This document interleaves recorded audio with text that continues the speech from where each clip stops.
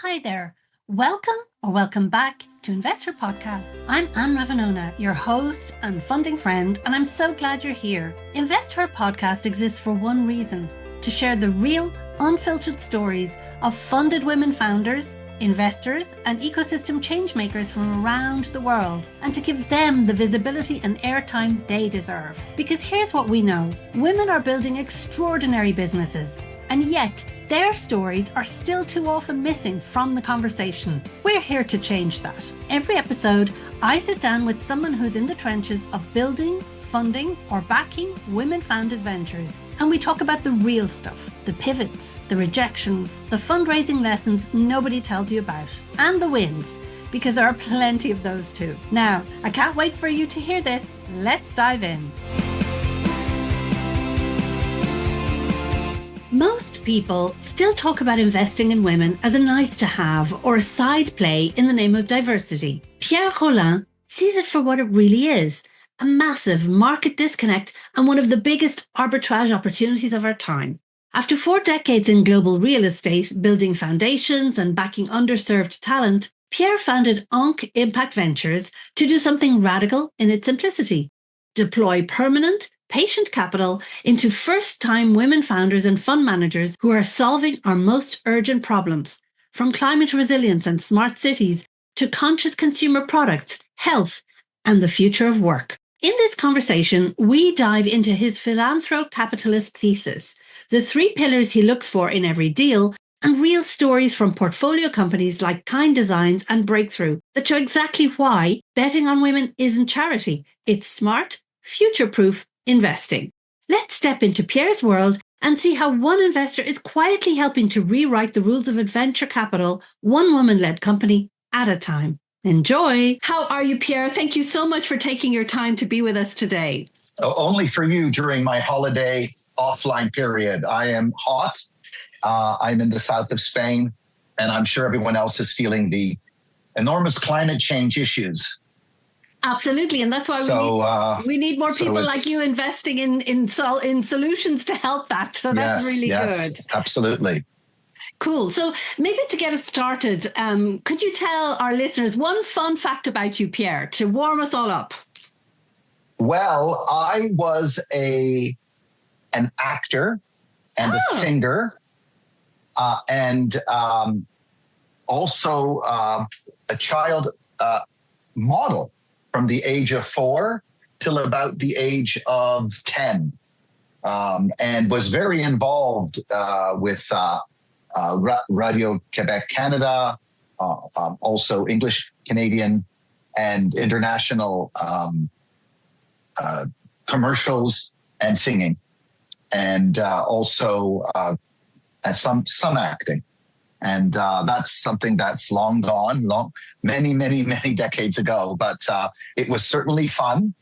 My late mother, God bless her, always said that the clothes to dress me for all these events was more than the royalties and the fees that you would share in from the agents that you worked with. So it wasn't a good business proposition at that time in the 1960s and 70s. But now, of course, the industry has changed enormously and has the business model. Of course, there was no social media back then, so that monetization wasn't there.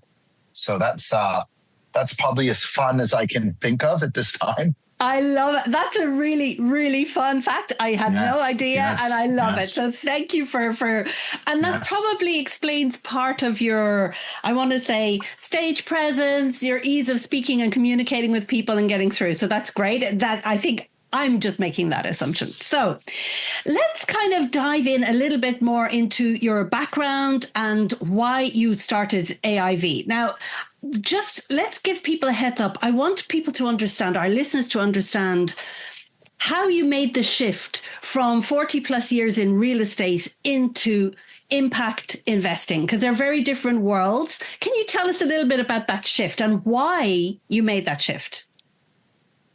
Well, that answer has various parts to it. I think the biggest and most influential an impressionable part of it is my late mother, who was a Holocaust survivor, Hungarian Holocaust survivor, emigrated to Canada after the war. And bless her, she had a C-suite career for over 25 years as a corporate executive in Canadian business. And but frankly, I thought every mother on my street was an executive, getting dressed up in her pantsuit and her briefcase and heading to the office at 7:30 in the morning and coming back at 5:30 or 6 with the groceries, helping cooking, helping with homework. I just thought the whole, that my universe, I thought that was normal. But later in life, I realized that she was one of the few women in the 60s and 70s in Toronto who had the ability to be both a super mom and a corporate executive. So having that as a role model, as your mom, I think inspired me very young, and obviously is very impressionable to a young child. And I think stayed with me. So I think that's the most important and most influential part of the change. I think another important step along that roadmap pathway in the 2000s, with some serious real estate success, I set up two foundations, a British charity and an American 501, I think it's 3C or C3 private foundation. And those two entities, which I funded, focused on gifted, underprivileged children in art, education, and music. And out of the UK, we worked with a lot of UK and international organizations, which we gave grants to, that promoted underprivileged, gifted children. And in the US also, and internationally out of the US, I think in total, we gave about 80 grants over the active years from 2003 till about 2015. And then I closed the two foundations to open Ankh Impact Ventures. Those two foundations gave me the opportunity to meet some incredible women in the not-for-profit space, in education departments of museums, art institutes, NGOs, in the UK government quangos. And they allowed me to see the terrific work women are doing in the not-for-profit area. Unfortunately, in my opinion, some of the philanthropic charity world is a bit broken, and that model has to tweak. Yeah. And I noticed that. We gave out about 80 grants. And in that period, I met, dozens of women who are really making the world a better place through the not-for-profit space, empowering gifted, underprivileged kids. So that was the first modern sort of period of my life where I had an opportunity to see mission and impact and the good, bad, and the ugly from those, which we read about every day.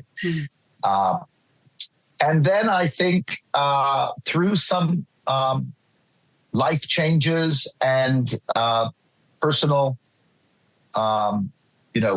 experiences in my life, I effectively had to reinvent myself after the global financial crisis and had to rebuild as an entrepreneur. And one of the opportunities that came across me was I was working on a Four Seasons branded residence project in Los Angeles. I was brought in by the Harvard Management Company in 2013, and spending time in Los Angeles, assisting them with the development and sale of those residences, I got to several things. I got to meet the innovation departments of University of Southern California, Caltech, and UCLA. And that was the first exposure I got to innovation and entrepreneurship at the university level. Mm-hmm. And I really got the bug. And whilst I was doing the real estate, I was sort of side hustling, going to events, pitch competitions, and meeting the innovation and entrepreneurship departments and the women who had their own clubs at these universities, AI, entrepreneurship, startup pitch competitions. And I think that was the first time where I was exposed to young women, undergraduate, graduate, PhD, and recent alumni doing entrepreneurship. We all know the statistics. Having said that, University of Southern California Engineering Department, I think, reached parity at the engineering school between men and women in about 2019. So in 2013, there were still many more men than women at some of the U.S. leading engineering schools. Those numbers have balanced out in the last 10 years. And through that exposure, I started consulting women leadership in private companies. I wouldn't call them startups because they were a little bit more advanced than a startup at that time. And the incubators and accelerators in LA started referring me to women who need business development support, who are in leadership. And I started doing that. I mean, it was not a hobby. It was a commercial way to earn a living. And that experience from 2013, 14, 15 to 2020 eventually led to me deciding, as an early mover of Gender Lens investing, which are women co-founded or led businesses with VC backing, to dedicate a permanent personal balance sheet capital pool to backing first-time women co-founded or led startups and first-time women co-founded fund managers in the VC area to start, with my own small micro balance sheet, with mission and impact and purpose connected to the business. But these businesses weren't sacrificing profit to be green. No, these businesses were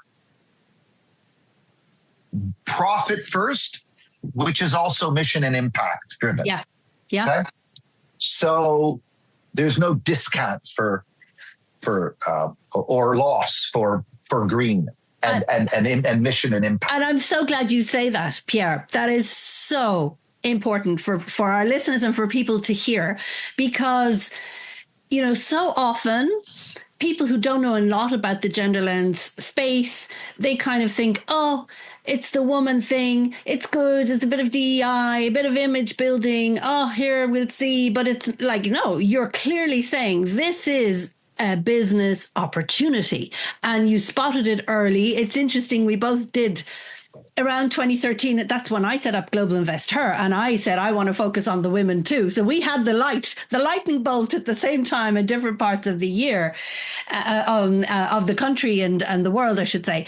So tell us more about Ankh Impact Ventures and what the name means. I know that your two previous nonprofit or philanthropy organizations also have that name. So you have meaning in everything that you say and do. So what does that meaning mean for you, Ankh? Please share that with us. And then I want you to tell us more a little about your philosophy of being the Philanthrocapitalism. What does that mean to you? I'd like to first go back when you said earlier, this is an opportunity. I'd like to stress it's beyond an opportunity. It's arbitrage, and it's a disconnect. Yes. There is no financial logic why a woman, co-founded or led or solo woman, more particularly with this data, should have only 2 or 3% of venture capital allocated to them. Yep. And why should there be a serious discount on her or their businesses because they're solo women or women co-founded startups, opposed to the, on balance, equal men with equal CVs? It just doesn't make economic sense. So I would extend that to a market disconnect and an arbitrage, where it's undervalued. Yes. So I wanted to just close that point with you. Thank you for saying that. You're so right. Yeah. And thank you for clarifying that, because not enough investors out there understand that still, which blows my mind. Well, very few because of the statistics. Yeah. So the name. So I am a big fan of ancient Egypt. I've visited Egypt. I've traveled extensively in Egypt, and I've always been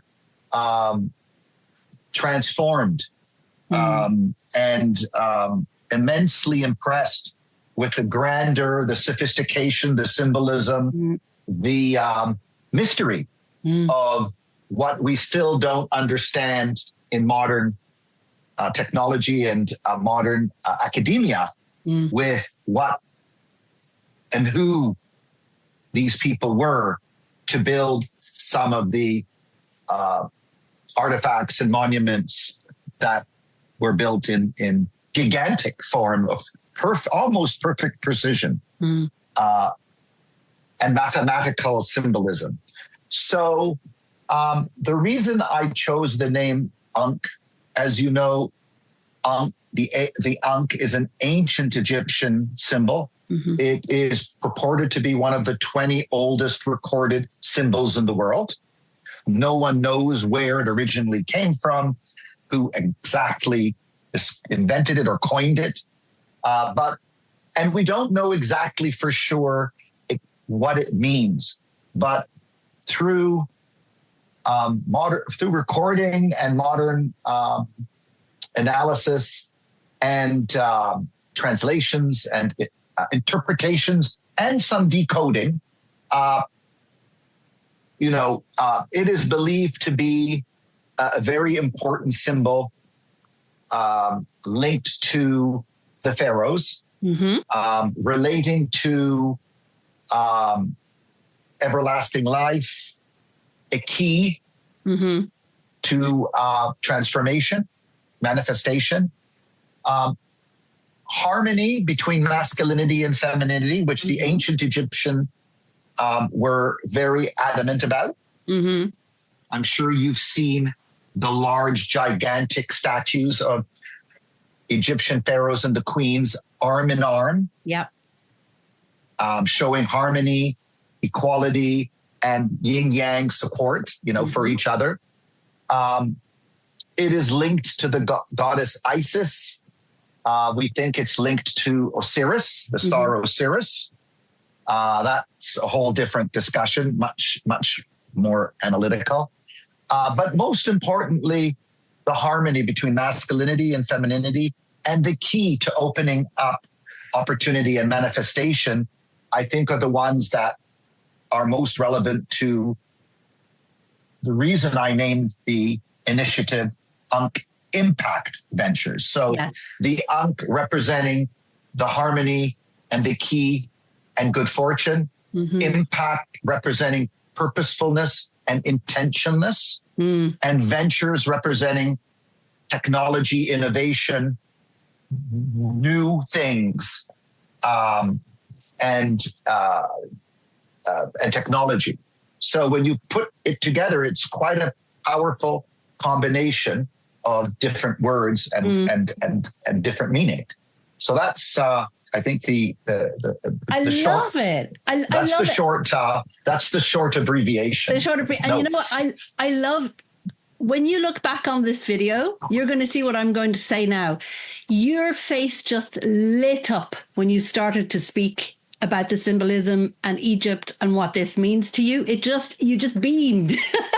And it just flows out of you. So you watch it when you see this again. And that's wonderful because, we can feel the passion. I can feel it coming through to me here on the screen. And I know our listeners will feel it in your voice as well. So let's come back then. And I love it. I love the symbolism, the care with which you chose very carefully and precisely those words and your path and your vision. So tell us a little bit more, as I was saying, about what you mean by philanthrocapitalist, and then lead us nicely into your investment thesis and why you chose that, because there's so many angles we can take in impact, but you're quite specific about the areas that you like to support. So historically and traditionally over time, mission, purpose, and impact have all been in the box, the silo of charity and philanthropy. Yep. You're a person with a big heart and you're helping. Yeah. Pro bono, not for commercial earnings. Mm-hmm. And historically, that's how religion and society and communities showed dedication by giving their time with empathy for purpose. And that was seen as he or she is a good charitative person, right? Mm-hmm. Whether that's any of those areas I just mentioned. As we transform in society, a much more complicated, much more fast-moving, and I would also say a much more knowledgeable society. Even before AI developed, the new generations are much more aware of all the subjects, and technology and social media amplified that. Mm-hmm. So it's very hard to hide. And it's very hard for societies to suppress and hide from the next generation what's going out there in the world. It's very difficult. And the more you suppress, the more trouble you'll get into, especially with the next generation being so knowledgeable and having so many more tools at their fingertips than I did.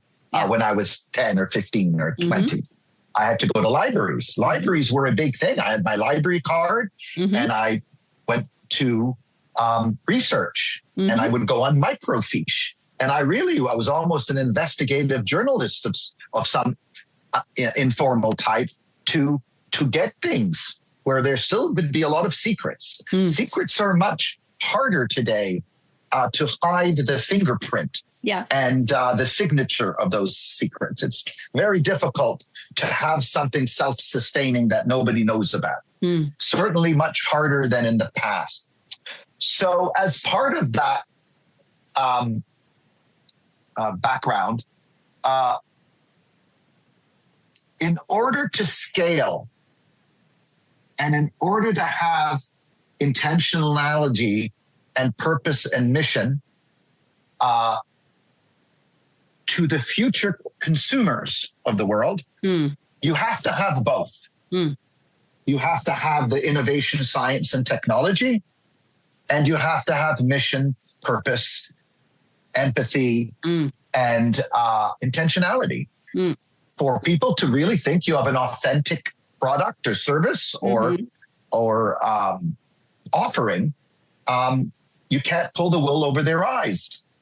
So you need to start at the very beginning of the journey with both mission, impact, purpose, make the world a better place, democratization, transparency, full disclosure, and also innovation, entrepreneurship, grit, risk-taking, sacrifice,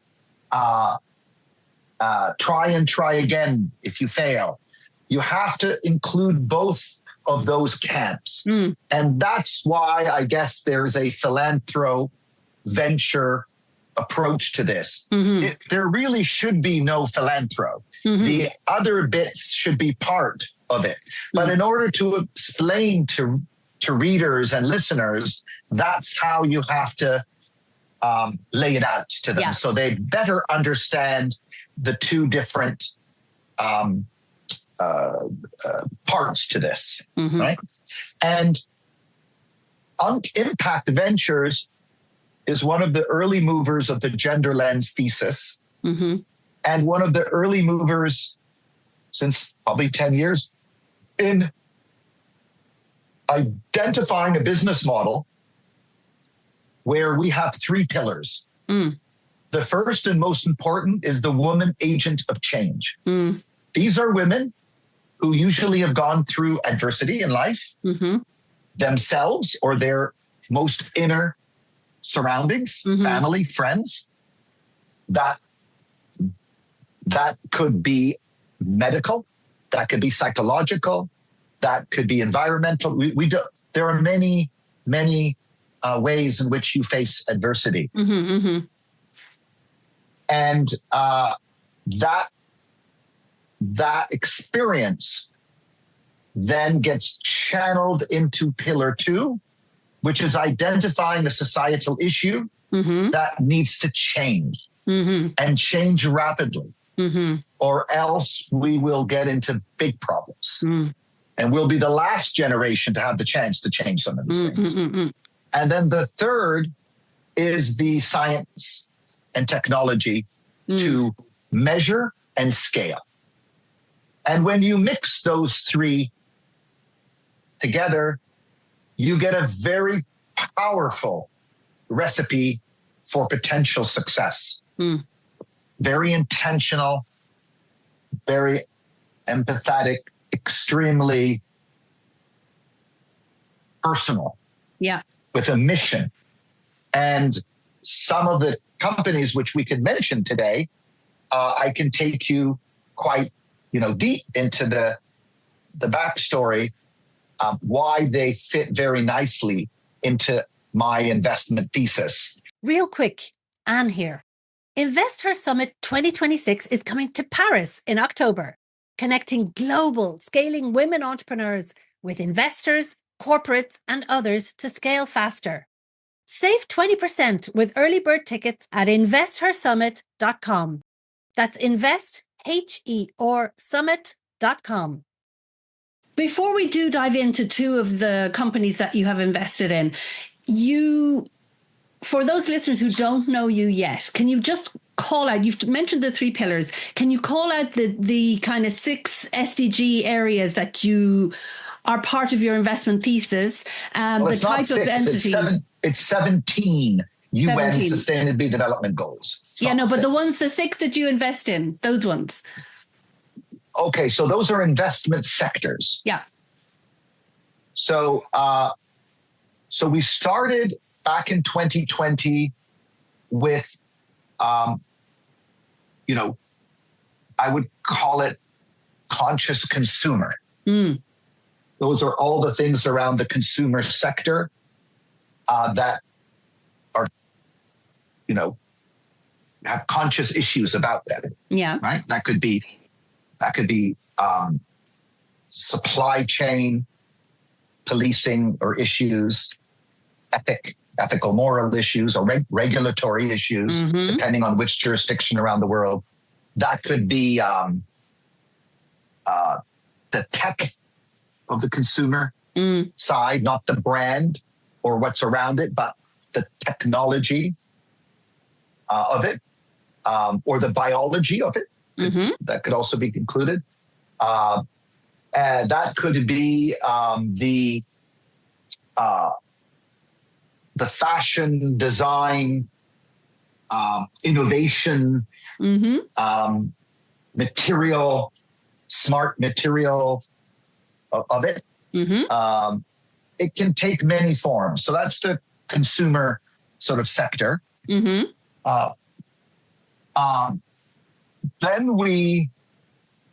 our second area was smart cities and climate tech. Then we did, and smart cities and climate tech also. The cities are growing. I recently visited Tokyo with, I'm not sure, somewhere between 25 and 34 million people. It depends how many parts of it you want to include. These are massive cities with massive city economies. New York with, I don't know, somewhere between 11 and 15 million, depending on what part of it. Mexico City, I visited recently. So these huge cities with tens of millions in population are entities amongst themselves, not only the massive economic power, but all the things that go right or wrong in a city, from the cultural and the connectivity to the pollution and the rising sea tides and the bad work-life experience that we all challenge every day of our lives. So that's the second area. And then I had inclusive digital economy, which can incorporate a lot of things relating to e-commerce, democratization of businesses,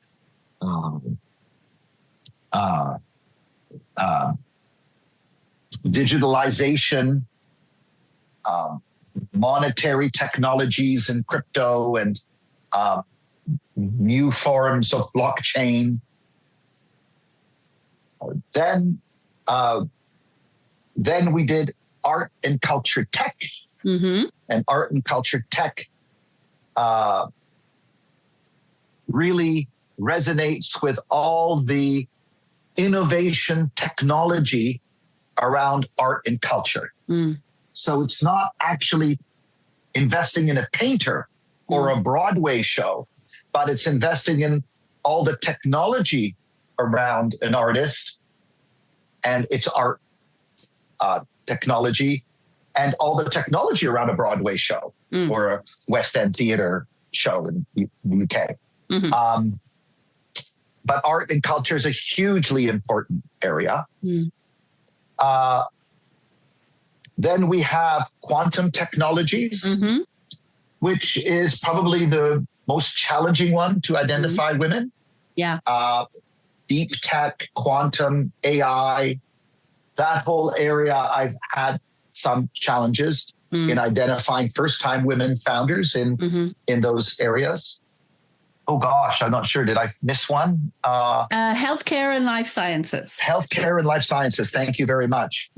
Well, obviously, healthcare and life science is a massive part of our economy and becoming more and more important. I heard a statistic that sort of from the beginning of recorded time, millions of years ago, in caves and forests, till the 17th century, humans lived for around 30 years. And from the 17th century, I think until the 19th century, with all that innovation and technology, it got maybe 5 more years to 35. And then from the last 100 years with modern technology and innovation, we've moved that now, I think, to 80 or 85, depending if you're a man or woman and which part of the world you live. So it's not the organic food you've been eating 2 million years ago in the grass and the non-pollution of carbon dioxide that killed you. It's the environment that killed you. And with modern technology, we've moved that to 80, 85.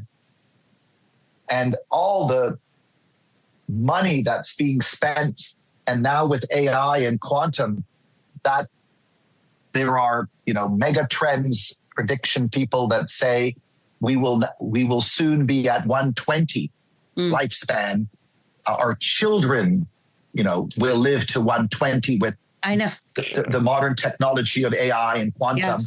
And from there, who knows, maybe we become a mixture of technology and biology as nanotech enters the human. And we are built with sensors and with micromanagement technology that extend, humanity. So healthcare and life science are hugely important in extending life and quality of life. And I've obviously followed that very closely in different fields: wellness, work-life balance, cancer research and early detection, and foods that are healthier to eat. So I've done it in different ways. Organic supply chain. I think that's all 6, isn't it? That's all 6. We've covered all 6. So, which brings us beautifully then. I asked you to think about a couple of your investments that we could dive deeper into. So there were 2 that you mentioned: Kind Designs in Miami with Anya Freeman and Breakthrough in Venice, California. So with Melissa Painter. So correct. Would you like to kind of walk us through a little bit each of those portfolio companies? So Kind Designs, what made you back Anya and the Living Seawalls? Tell us a bit about it for our listeners and people who don't know. A little bit, keep it short, because we want to make sure we cover other things too. So I was at a Milken International Conference in Abu Dhabi in November of 2022. And I had a breakfast meeting with one of England's leading women climate tech fund managers. And she was pitching me why I should invest in her fund. And I think she was on her 2nd or 3rd fund. And I said to her, well, your track record is amazing. Your thesis is transformational. But I focus on first-time fund managers, not 2nd or 3rd. So you're a little bit advanced for me currently, maybe in the future. And then at the end of the breakfast, just before we leave, she said, oh, I forgot to mention to you, when are you next in Miami? And I said, well, I could be in Miami soon because I stay with my sister in South Beach from time to time. And I could be there maybe January or February. She says, you've got to meet a woman called Anya Freeman. She is a former litigator, has a law consulting company, and has an idea about transforming the 100-year-old American seawall, which just hasn't changed really. It's as toxic and non-biodiverse as it was 100 years ago, and since 1904 or something. So I visited my sister in January or February of 22, and I met Anya, who was born in Ukraine, grew up in Israel, and in her teens moved to Maine as her father joined the U.S., I think, space program, or some part of the defense program. And she then moved to Miami, studied law, worked for the district attorney, and was getting calls from her roommates about the water flooding on their property and having to move the car because the water kept on going up. Well, Miami's, I think, one of the world's 52 or so cities that one day will be flooded by 2060 to 2100, many feet underwater. And so she started investigating that. And I met her, and I was sold day 2 of our meeting. And I put the first money in her company in 23, I think January or February or March. She appointed me an advisor, primarily for business development, not technology. She now has 10 staff. She's raised $22 million. Wow. With my help. Yeah. And she's got $10 million in revenues and $175 million pipeline. And on her second, I think, Navy pilot, U.S. Navy pilot. Amazing. And she has 4 robots, soon to have 6 robots if she doesn't already. in the Miami facility. It's like a mini car manufacturing plant with 3 or 4 different lines of real time, where she can print 3D printed seawalls in 24 hours, and with a couple of days can drop them in front of a hotel, a marina, somebody's home. Amazing. Somewhere else. So Kind Designs is the first and leading company in the world to do 3D printed seawalls with coral reefs to support biodiversity. Mm-hmm. And has the ability to put sensors also on there, but sensors have to be tracked and updated. So that's a bit of a challenge with technology. It'll come. It's just a matter of time. She'll re-add the sensors and artwork, and putting artwork, because as the boats and yachts come in to the hotels and marinas and homes, it's blank. It's a blank sheet. So now she's also doing the arts and culture part, promoting Miami artists and bringing them on board. She's also changed the legislation, both in Miami and in Fort Lauderdale, where her seawalls that are non-toxic and biodiverse, permitting time frame is much shorter, and the cost is subsidized by the municipality. So she's building a legislative framework locally and potentially federally. And so, you know, what's not good about that story? And she's a solo first-time founder. It was all about the mission and her personal experience of the flooding for years that caused her to leave her legal practice and start this 3 years ago. By the way, 3 years ago, not 10 years ago, 3 years ago. And could be the first unicorn female solo founded company in Miami in the not too distant future if things continue to go the way they certainly look like they're going. Amazing. She sounds incredible, Anya. It sounds like I should have her on as a guest as well, by the way. So yeah, we need to make that happen. Good luck in getting the time. She's a busybody. We got you, Pierre. You're a busybody too. She's a busybody. Yeah. Yeah. So tell us about Breakthrough then, and Melissa Painter. So Melissa Painter comes from the discipline of film and film production and producing and directing.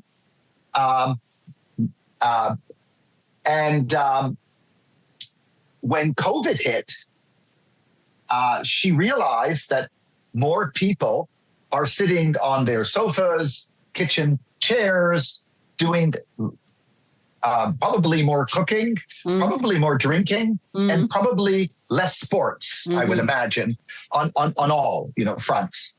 And she came up with the brilliant idea of how do you help during lockdown people, especially in large organizations, to have a break. So she developed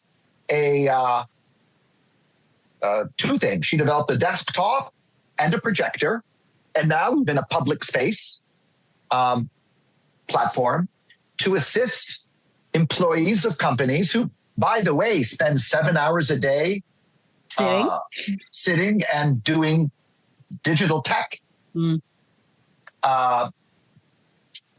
Get up for what is called a micro break. It's a 2-minute break, which doesn't take too much time of your day. You do it several times a day. You're facing an avatar. You have landscape options, color options, music options, many options.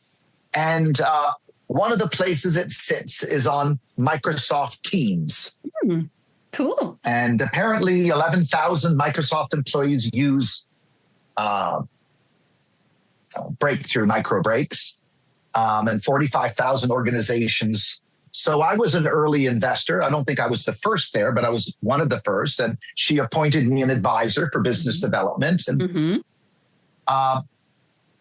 And Melissa now has a team of, I think, also around 10, if I'm correct, and has dozens of Fortune 500 companies either in pilot programs or in full commercial programs using the micro breaks, which help with everything.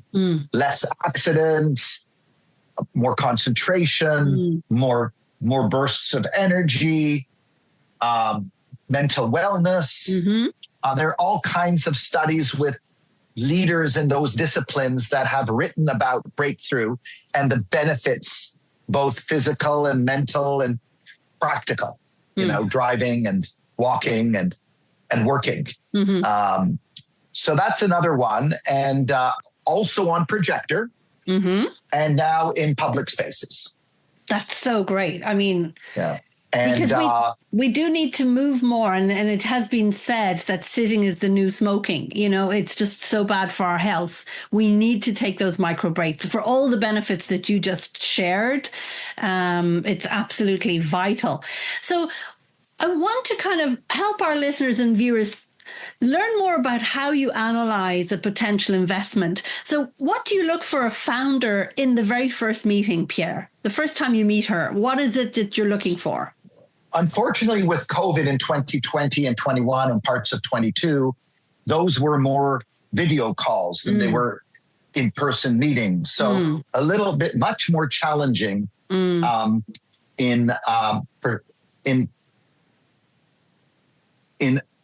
first impressions than face-to-face for 1 or 2 hours.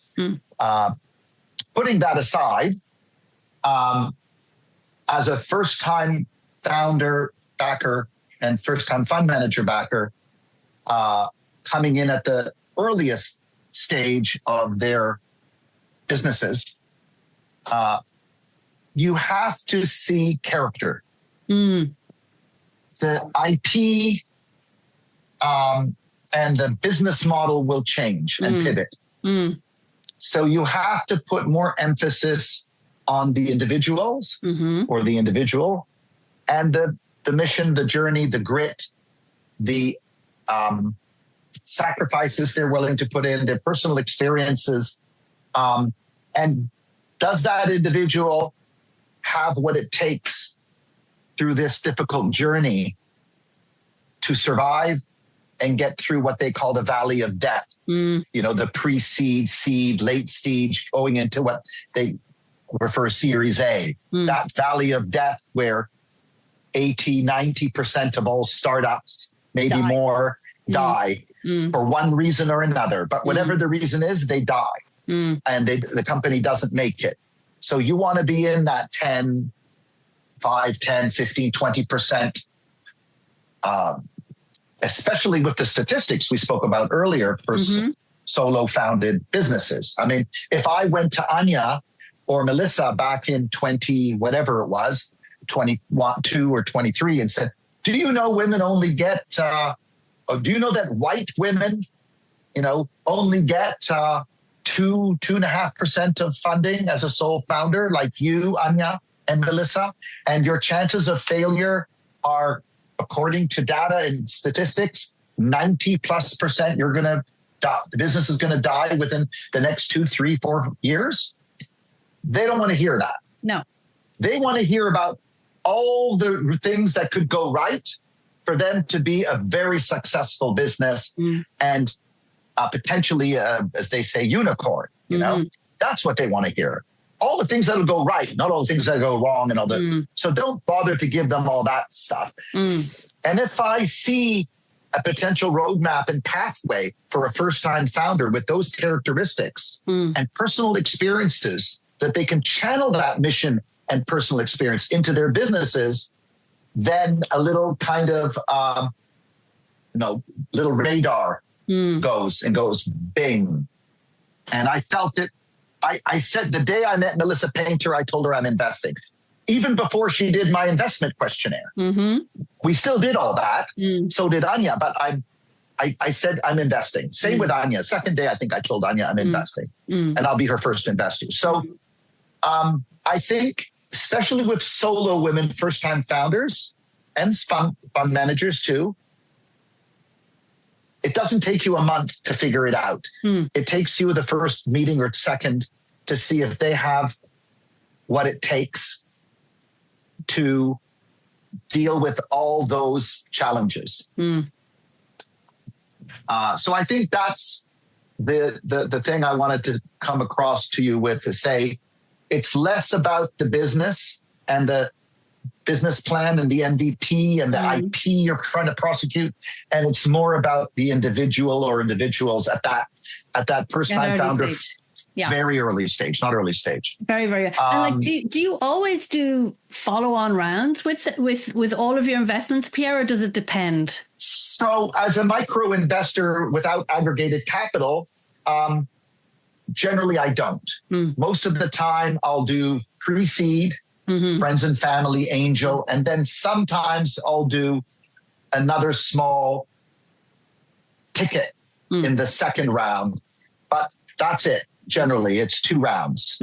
And that's sort of where we cap out. So we've never really invested more than 100,000 pounds, euros, dollars in any one entity the last 6 years. I don't think we have. That's sort of where, as a private markets, high risk venture capital bucket. That's sort of how that's your sweet spot. That's my sweet spot. I don't go over 100 in any company. Yeah. And we start as little as 10 to get them going. Yeah. To give them their first ticket. So you stay with them, like obviously you invest that first round and then you just wait until you get an exit in X amount of time and you continue on as an advisor? I don't wait. I have 85 women on my advisory board who work, average 12 hours a year supporting. I have a dozen consultants. I work with 6 universities and their alumni groups. I'm not waiting. I'm not spraying and praying. I am intimately involved in every one of my funds and companies, to the point where some of them wouldn't know what to do at that early stage without me. So I wouldn't say I'm waiting. We have a very advanced platform digitally and network-wise at many layers that are hugely supportive to the portfolio companies. Yeah. So how long would you stay invested in usually, based on the first 43? Well, I hope to stay till they exit. Yeah, perfect. Okay. We have not had any exits yet. Sort of the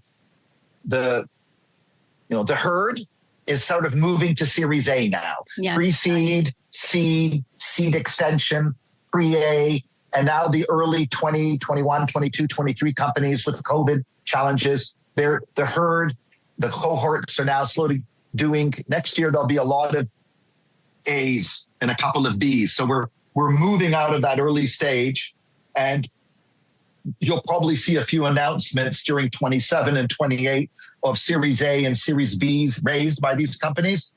And then people start hearing about them. Nobody knows hardly anything about my portfolio, my 40, 50 companies or funds, because they haven't gotten to a point yet where, Wall Street or the international financial community cares, because the size is too small. Yeah. As they move now to Series A, so next year, Anya is raising a $150 million Series A off tens of millions in revenue, hopefully.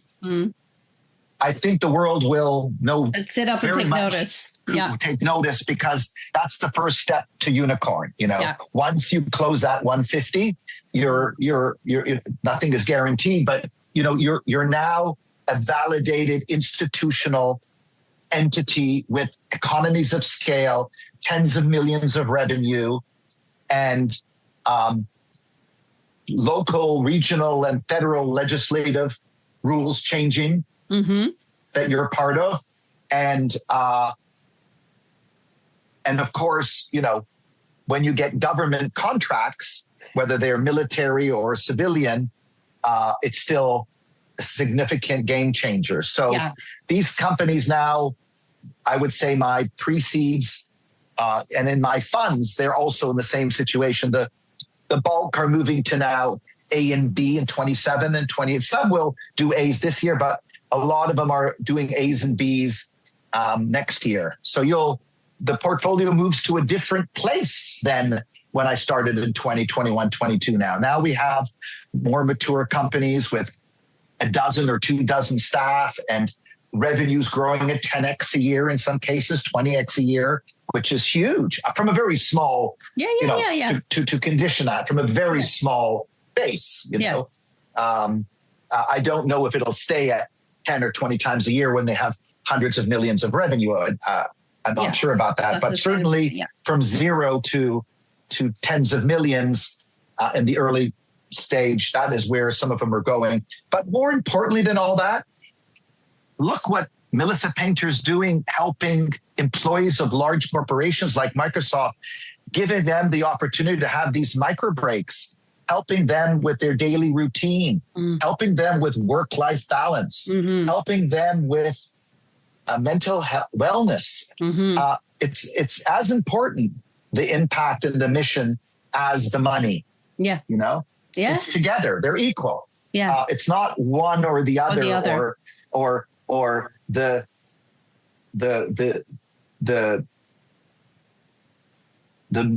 mission part is holding back the money. You know, this is a misconception in finance that, you know, the mission makes it less successful, you know, or the DEI, as they call it in the US, makes it less successful because it's not the right hire and whatnot. In my companies, that's not the case. You know, so they're hired because, you know, they're invested in because they're the smartest and brightest and most courageous women I could find on the planet, you know. And like, if you think about all of your portfolio companies so far and the women founders you've met over the years, what are your key tips to women founders in particular when it comes to access to capital and looking for funding? If you had to kind of give them the Pierre playbook, what would it be? Like, say, these are the things you need to do, these are the things you need to don't. Not do. First of all, the most important thing is a work-life balance. You know, you need to be healthy mentally as well as physically. And you're not going to be able to do those 18-hour days if you don't have some work-life balance. And you need to institute a disciplined approach and see wellness as medicine, whether it's swimming or aerobics or Pilates or walks or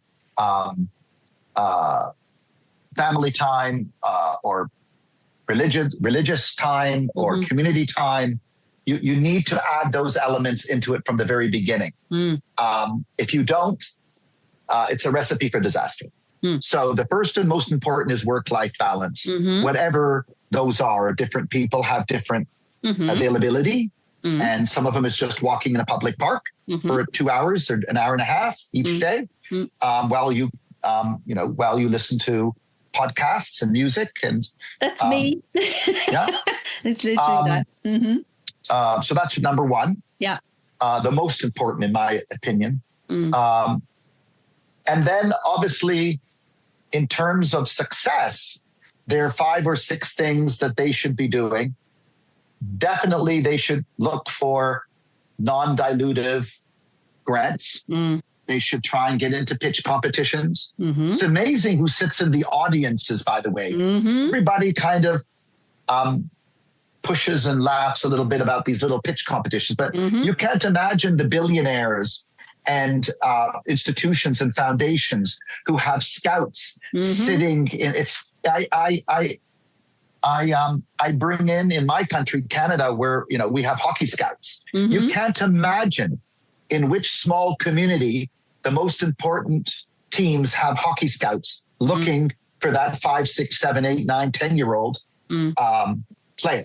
So you need to go to the pitch competitions. They're non-dilutive. You have an incredible audience and get circulation and try and come first, second, or third in these and get on the circuit of the pitch competitions, especially at pre-seed and seed. Non-dilutive grant, amazing who you meet there. Besides the $10,000, $25,000, $2,000, $1,000 grants, it's the people you meet. So in circulation. So I encourage them all to do as much as they can from what they can afford to get in front of pitch competitions. The second is I'm a big proponent of incubators and accelerators. If you can get into an accelerator and incubator program that has a good reputation and has global reach, do it. Oh, but the dilutive funding of 5, 10, 15%. I said, as opposed to you're going bankrupt, you mean? You're worried about this 5, 10, 15% when there's a 90% chance you're not going to make it. Come on, who are you kidding? I encourage you to be part of a cohort of one of the Antlers or Techstars or Morgan Stanley Inclusive Ventures or Y Combinator, or there's dozens of them. I just mentioned a few high profile, excellent ones, 500. Join the incubators and accelerators and be part of a community. And you're not giving away equity, you're de-risking. Yeah. Okay? It's an insurance policy. Yeah. Right. The alternative in many cases is bankruptcy, within 3 years. Then I would also encourage them to try and get some unpaid pilots. Get something sticky with a big company that'll do a pilot project, even if it's cost plus or nothing, because it gets you closer to the corporates and the larger enterprise customers. Yeah. And then I always encourage them to get linked up to celebrities. Yeah. And that's a big word, the celebrity. That could be many things. That could be a high profile, wealthy individual.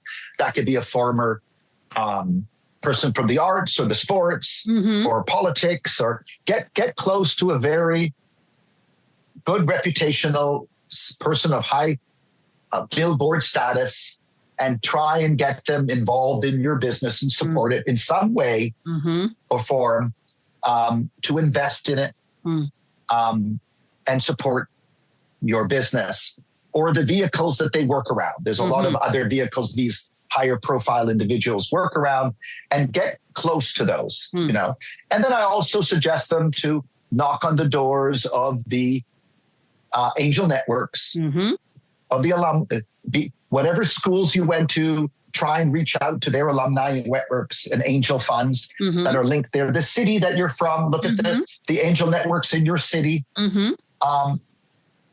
and connect to a university and connect to a foundation, because foundations, especially ones interested in the city you're in, give grants and will promote you and introduce you to people. And the university ecosystems are incredible. No matter how small your university was, if you went to university, they have angel networks, they have alumni networks, they're associated to different groups. Get close to that ecosystem, and do all of the above. Not many of you'll get a lot of rejection, but go wide. And it's also the people you meet in those events. Yeah. Even if you don't succeed, try again and continue to get circulated to the foundations, the research institutes, the university alumni networks, the city. Usually the cities have their own innovation and entrepreneurship economic board, which you can also get grants and desks and support in certain cases in kind. So there, I try to impress upon, I didn't think of that. Well, do it. So you have to try and explore all those, because many of them won't stick, especially at that pre-seed and seed level. You're too early, you're too small, and you're not of interest, at that stage. So as we're coming to kind of wrapping up our time today, what would you say is your vision for the future of AIV? Where do you see Ankh Impact Ventures going in the next 5 years, let's just say? What are your thoughts, plans? Well, I guess the most important is some of these portfolio companies will exit. Yeah. And they're going to make big noise in their small community or their industry, or even on a national or international scale in certain cases. And they will be my ambassadors, I hope. And they will play a more important role as we scale up, that we now have first-time founders and and first-time fund managers who have done their first fund and closed it, or done their first startup and exited, and now are ambassadors to us, and they will hopefully form a new community group within Ankh Impact Ventures of exited founders who will provide mentorship and coaching, I hope, and capital, for us to do more things with and support them also with their new initiatives. So I guess it's like crawling and then learning how to walk, and then, walking, and then hopefully running. And then once you can start to run, a whole new things come, open up to you when you get through that phase. So the most important is to support the founders and assist them to that exit, and then work with them together as they do their next stage in their life, and help our next generation of founders and fund managers. And then obviously with those successful exits, there's more opportunity for everything to scale. Yeah. So I would say once those exits happen, we will afford to make a little bit larger tickets, and we'll be afford to do things we couldn't afford to do before, whether that's with research institutes, foundations, universities. I just signed a new university partnership with HEC, the French Business School. I signed an MOU in May, and I'm doing an awful lot with them. So if I had more success and more resources, I could do even more with them. So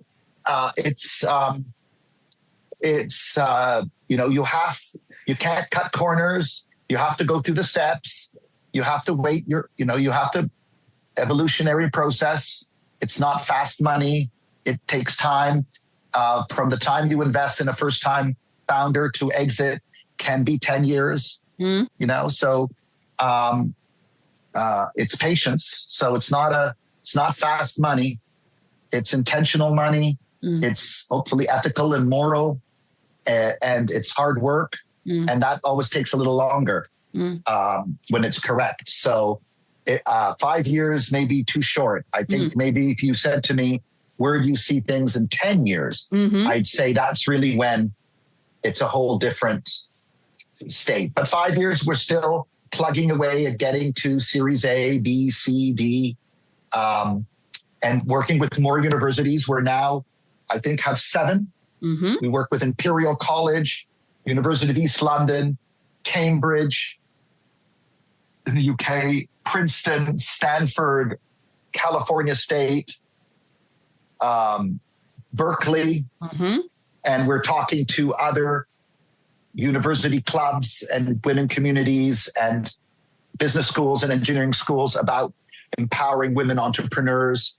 And so we will do more to foster entrepreneurship for women at the university and recent alumni. So those are areas when there's the resources that we'll really probably do more with. And I'm sure as some of these founders exit and they decide to give back, some of them will focus on their university where their professors played a huge role in their life. And we'll do projects with those universities and research institutes that help them with their company too. So I would assume I'll end up doing more with universities, research institutes, and foundations who have been involved in our portfolio companies, and eventually governments, I guess. I think in the UK, they just had, is it the Rose paper? Is that what it was that's a few years old. So it's moved on now. They're definitely I want to say, for me, one of the best practice countries alongside Canada, actually, when it comes to investing in women from a public-private perspective. So the UK government is doing a lot, actually, to fund more. They have over a £630 million fund that they are investing in funds of funds that invest in early stage women entrepreneurs and then other projects. So they're doing some great work there. So it's one to keep an eye on for sure. So replicating that in different countries, I'm sure there'll be more white papers and reports to encourage women entrepreneurship and innovation with funding, non-dilutive or dilutive. Yeah. Also, the banks are going to be playing a bigger role, I think. Yeah. I think as they see innovation banking, entrepreneurship banking, women banking, all those areas grow. By the way, we haven't talked about, the elephant in the room. The elephant in the room is $100 to $200 trillion is being transferred in the great wealth transfer. Yeah. $1 trillion in art. They say, banks say 60, 70% of all the wealth within 20, 30 years will be in the hands of women. Yeah. 60, 65%, maybe more. That's a huge change from the last 100 years. And with that comes a different way of investing. Yeah. So I would say that we're positioned very well at Ankh Impact Ventures with our approach and our investment thesis to attract capital from those women in heirs who usually have a more mission and impact focused approach with benefits to society than just a pure financial approach or a with more ethical and moral issues also and diversity. I mean, when you look at women startups or women co-founded, they hire a much more diverse, and it's not DEI because we're hiring a Latina or a Black person or a ethnic minority person that's not white. No. They hire the best that happens to be from that particular social, economic, or cultural background or race because they look like they fit the best resume and character.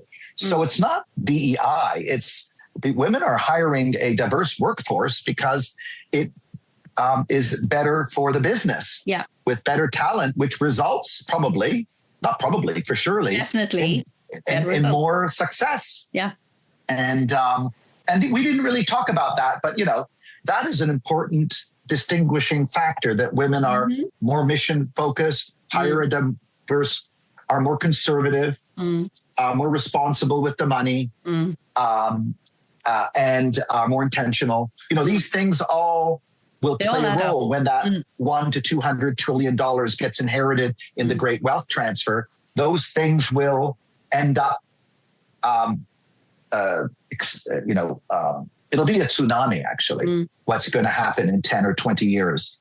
I don't think people realize what's actually how fast things will change with the control of capital in the hands of women, where usually their brothers or fathers or uncles or a male private banker or money manager handled all that in the past with very little influence by the woman. Yeah, that is changing. So that's something that we never really talked about today, but that's coming in 5 years. Yeah. Maybe and I'm glad you brought that up because it's not people outside of the gender lens investing space don't realize that. And I like the way you called it a tsunami because it really is. It's going to be a huge tsunami. So Pierre, how can people reach out to you? What's the best way for people to contact you if they want to? Everything is on our website. We're full disclosure. We're transparent. All our advisory board and our consultants, they're all on there. You could call any of them. I have a email that's there and they can reach me on my website. I try to talk to everybody through LinkedIn, through Instagram, through inbounds on emails. I try. I can't get everybody all the time, but I try to be as supportive as I can. They should just reach me. It depends what they want.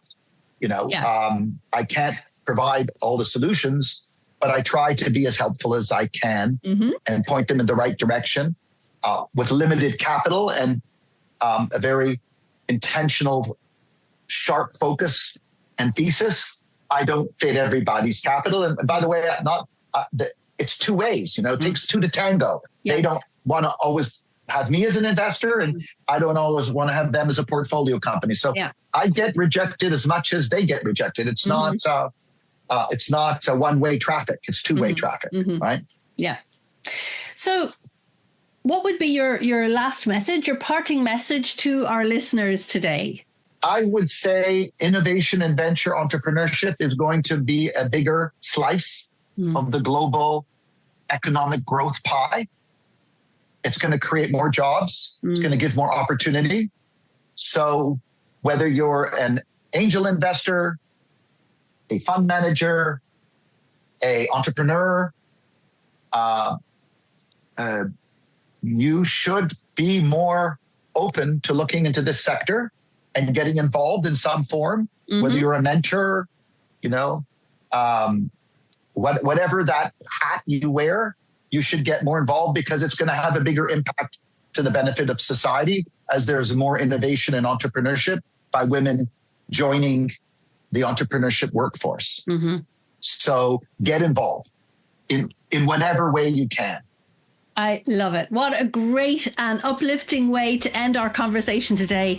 Thank you so much, Pierre. It's been an absolute pleasure, as always. And I think a very rich, well-rounded conversation. I think our listeners and our viewers will have much better insight into how you tick the way you look at things, how you approach things, how you like to collaborate and partner with people from all parts of the ecosystem. So thank you for being with us, and look forward to seeing you again soon. And Likewise. It's been an absolute Thank you joy. for having me. Thank you. All the best. Have a great day and have a nice the rest of August. And take some time off for your work-life balance, as I said earlier. Definitely. Thank you. Thanks a million. Thank you. Take care. Bye-bye. Bye.